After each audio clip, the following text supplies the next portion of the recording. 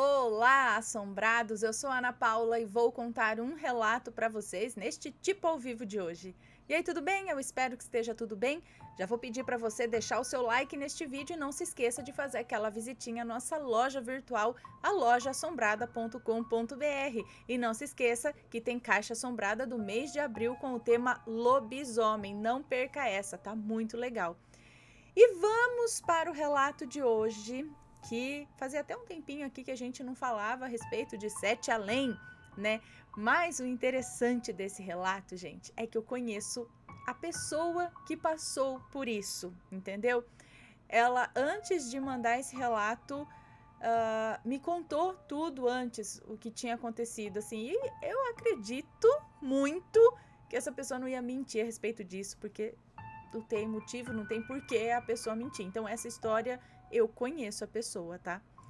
Então, vamos ver. Achei muito interessante e agora vou compartilhar com vocês essa história. Ela vai compartilhar com todos nós, né? Fui recrutada a ir para Sete Além? É uma pergunta. Será que eu fui recrutada para ir a Sete Além? Olá, Ana, Matheus, rampirinhos e assombrados que aqui estão. Estou há muito tempo querendo escrever esse relato, mas só agora reservei um tempo, que para mim é algo bem escasso, né? Reservei um tempo para fazer isso. Bom, eu sou a mesma do relato O Meu Filho que Ainda Não Nasceu. E também do relato do meu doppelganger, que apareceu na foto daquela bola de Natal, que eu não lembro o nome que eu dei pro relato. Para quem não lembra, ela tirou uma foto, na verdade assim, acho que foi a prima dela, eu não lembro, estava em casa com duas crianças, eu acho, ou uma criança, não sei, tirando fotos. E uma criança segurou a bola de Natal e apareceu a carinha dela, né? Na bola ela achou legal, vou tirar uma foto da carinha dela refletindo na bola de Natal. E na bola você vê refletido o rosto de uma moça atrás. Só que ela estava sozinha e olhando para esse rosto, ela falou, meu, é a fulana, que no caso é a moça que nos conta esse relato, que não estava na sala no momento, ela estava na casa dela, em outro lugar.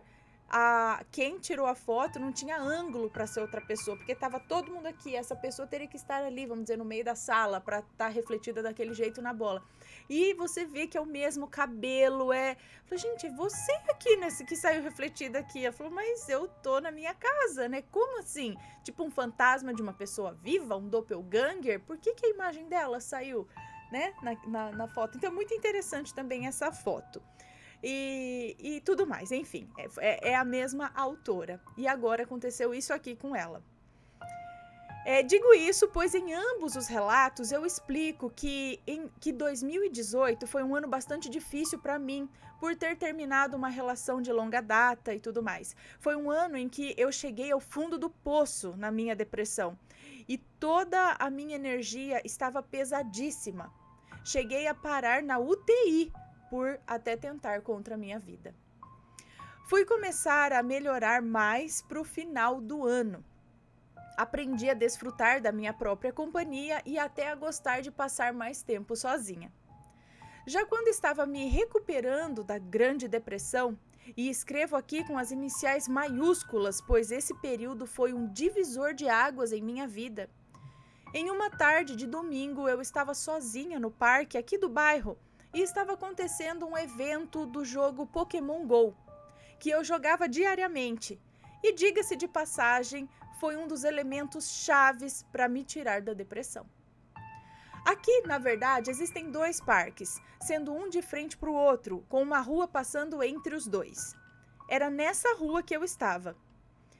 Os dois parques e a rua estavam bastante movimentados, cheios de famílias e de pessoas de todas as idades que jogavam o mesmo jogo que eu.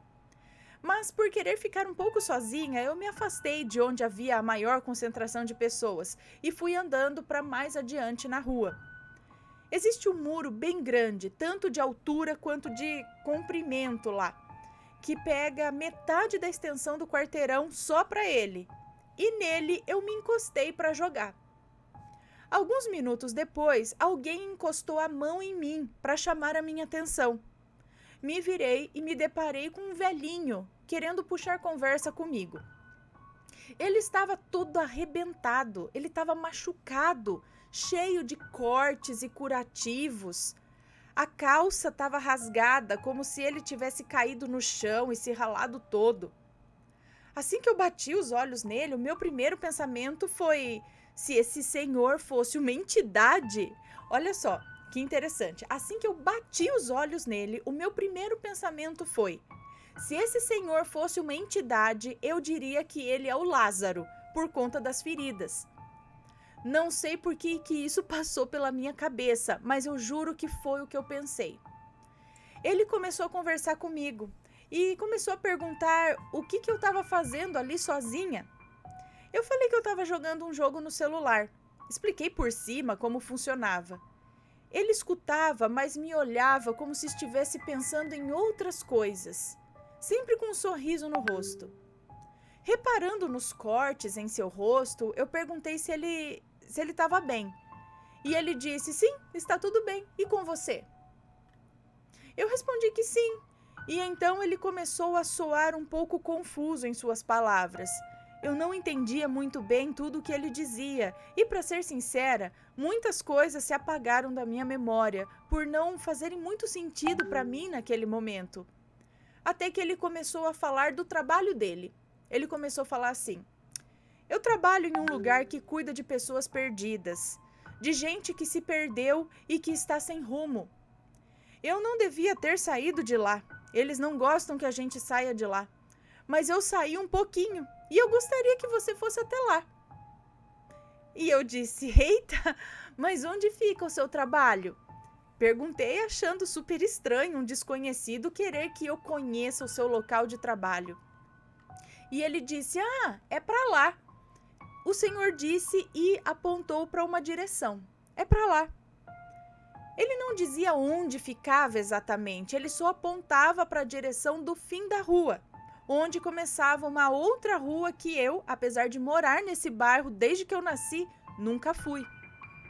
Achando que o senhorzinho deveria estar com delírio, senis, comecei a me preocupar com seu bem-estar e comecei a pensar se eu deveria tirar mais informações dele para, quem sabe, chamar ajuda. Então eu perguntei o seu nome, ao que ele me respondeu com um grande sorriso: é Lázaro. Nessa hora eu senti como se eu estivesse tomando sorvete pelo coração. Tamanho foi o gelo que eu senti com o choque. E ele continuou: ah, eu trabalho nesse lugar e eu acho que você deveria trabalhar lá comigo. Você quer? Eu, com os olhos bem arregalados, respondi: sei lá, eu sou desenhista. Não tem nada a ver com seu trabalho. E ele retrucou: mas eu gostaria que você conhecesse. As pessoas que circulavam pela rua passavam olhando para minha cara como se algo muito estranho estivesse acontecendo. Inclusive, um homem passou e se virou para trás 3 vezes para me olhar como se eu fosse louca. Até falei para aquele senhorzinho: nossa, Lázaro, o que aquele cara tá olhando tanto? Ele riu e disse: não liga não, como se entendesse o motivo e não se importasse. Na hora eu pensei que os olhares todos poderiam ser porque eu estava conversando com um senhorzinho que aparentava ter acabado de sofrer um acidente e não estava cuidando dele, entendeu? Ou algo desse sentido. Voltei ao assunto principal e respondi que seria bacana conhecer o trabalho dele, mas que eu achava que não seria bom começar nada novo agora, pois eu tinha planos de logo ter um filho sozinha e provavelmente teria que parar de trabalhar por um tempo e tal. Quando eu disse isso, ele pareceu preocupado e me perguntou como eu teria um filho sozinha. Eu expliquei a ele sobre o processo de fertilização in vitro e sobre clínicas de reprodução assistida, tudo bem resumidamente para ele entender. Ele pareceu não gostar da ideia e disse: não, você não vai fazer isso não, não vai precisar. A gente vai arrumar um companheiro para você lá. Você não vai ter que ter esse filho sozinha. A gente acha alguém para você lá. Estranhando, né? Já que não fazia o menor sentido, eu perguntei: lá onde? No seu trabalho? E ele, meio desconcertado e dando uma leve disfarçada, disse: é, lá. colocou a mão no meu ombro e, olhando fundo nos meus olhos, ele disse: pense na minha proposta e, se você aceitar, a gente se encontra aqui no domingo que vem. Combinado? Eu falei que tudo bem, que a gente se via na próxima semana, então, esperando que ele fosse logo embora. Ele começou a andar, mas logo se virou para trás, me olhando de novo e perguntando: qual é o meu nome mesmo? E eu respondi: Lázaro. Ao que ele acenou positivamente com a cabeça e disse: é isso aí. Sorrindo e finalmente partindo na direção que ele havia apontado anteriormente como sendo a de seu emprego. Bom, voltei ao meu jogo achando aquilo tudo bem esquisito e achando uma baita de uma coincidência eu ter pensado em Lázaro quando o nome dele era esse mesmo, né? Umas 2 ou 3 semanas depois, eu estava no YouTube caçando relatos sobre acontecimentos sobrenaturais, coisa que todos nós aqui gostamos, né? E me deparei com um canal específico de Sete Além. Sempre achei que essa história toda fosse a maior besteira, que era uma zoeira de Orkut que tinha tomado proporções maiores do que deveria. Mas achei um relato de uma menina que disse que teve experiências em Sete Além em sonho. Ela relata que sonhava com um banheiro de metrô e que quando ela saía desse banheiro, um jovem a levava até um local como se fosse um observatório por onde ela via Sete Além. Lá ele dizia que eles estavam olhando um tal de Posto Lázaro, onde eles resgatavam pessoas que estavam perdidas porque tinham acabado de chegar a Sete Além. De lá, ela via as pessoas realmente perdidas, recém-chegadas àquela dimensão, como se estivessem presos ali. A menina sonhou 5 vezes com aquele local e aquele jovem a estava recrutando para trabalhar lá. Ele disse que ao final dessas visitas ela poderia escolher se ia trabalhar lá ou não, mas que se ela escolhesse ficar, ela não voltaria mais à nossa dimensão normal. Provavelmente seria dada como desaparecida ou morta na nossa dimensão e passaria a viver em Sete Além. Agora imagina como que eu fiquei ao ouvir esse relato. Um posto chamado Posto Lázaro, onde cuidam de pessoas perdidas em Sete Além, fazendo a conversa maluca com aquele Lázaro do parque tomar total sentido. Eu fiquei chocada. 4 anos depois, ainda estou chocada e seguirei chocada enquanto estiver viva. E provavelmente depois também. Eu passei a me perguntar se aquele velhinho não seria, então, um recrutador de Sete Além. Assim como aquele jovem foi para a moça que teve aqueles sonhos. Caiu a ficha de que, então, aquelas pessoas que me olhavam com estranheza na rua, na verdade, podem ter me visto falando sozinha. Me pergunto se o senhorzinho não se aproveitou do meu estado energético ainda em recuperação para me puxar para um lado mais sombrio. Afinal, lembro que quando tentei contra a minha vida, eu falei para minha mãe que até mesmo ir para o umbral parecia mais interessante do que o que eu estava vivendo naquele momento. Pois pelo menos eu estaria vendo algo diferente e pelo menos sentiria alguma emoção, mesmo que fosse medo. Que coisa horrível para se sentir e dizer, não é? É. Mas sei que a gente atrai o que a gente pensa e sente. E acho que eu posso ter entrado em sintonia com essa dimensão obscura quando estava mal. E que, ao começar a me reerguer, os seres dessa outra dimensão fizeram uma tentativa de não me deixar escapar. O que sei é que agora todas as histórias de Sete Além já não me parecem mais tão irreais. Gosto de explicações lógicas para tudo, e não há nada mais lógico do que afirmar que não estamos sozinhos, nem quando queremos estar. Gente, então, quando ela me contou isso, eu falei, a gente tem que compartilhar essa história lá. Por quê? Eu, né, muitos de vocês também, a gente escuta muitas histórias, mas eu não sei de onde está vindo. Não quer dizer que eu estou duvidando dessas histórias, mas Não sei, de repente, se alguém quiser inventar uma história, mandar e falar que é real, eu não vou duvidar, mas também eu não tenho como botar minha mão no fogo para dizer que é verdade. Agora, vindo de uma pessoa conhecida, que viveu e contou isso, é coincidência, gente? Fala, é coincidência ela ter visto o nome dele ser Lázaro, ele falar que trabalha no local onde ajuda pessoas que estão perdidas, chamando ela para ir para lá, que lá ela ia encontrar alguém.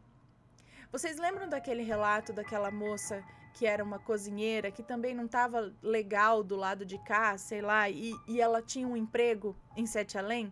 Ela ia e voltava, mas eles queriam que ela ficasse lá de vez e ela estava por decidir se ficava ou não? Mais ou menos nesse sentido. Mas ela até que gostava do lado de lá, eles eram gentis com ela, pelo menos, não sei, algo assim, vocês lembram dessa história? Que ela saía sempre de noite e a vizinha que começou a ajudar e ela era sempre muito sozinha, essas coisas. E tem mais um de um lance de trabalhar em Sete Além. E aí, gente? E aí? Aí eu fico pensando, será que nem todos os relatos são tão, como ela disse, não são tão irreais assim? Muitas pessoas relatam essas experiências, como ela disse, do relato dessa outra menina, em sonho. Então, será que quando a gente dorme, onde é Sete Além, né? Onde é esse lugar? Será que tem vários nomes, né? Talvez não seja só esse nome. Será que tem outras dimensões? O que é tudo isso? Mas é muito interessante. Se você já passou por uma experiência desse tipo, manda um relato pra gente. Você não está sozinho. Espero que tenham gostado. Deixem seus comentários com respeito, por favor. E a gente se vê num próximo relato. Beijos e fui! Tchau, tchau!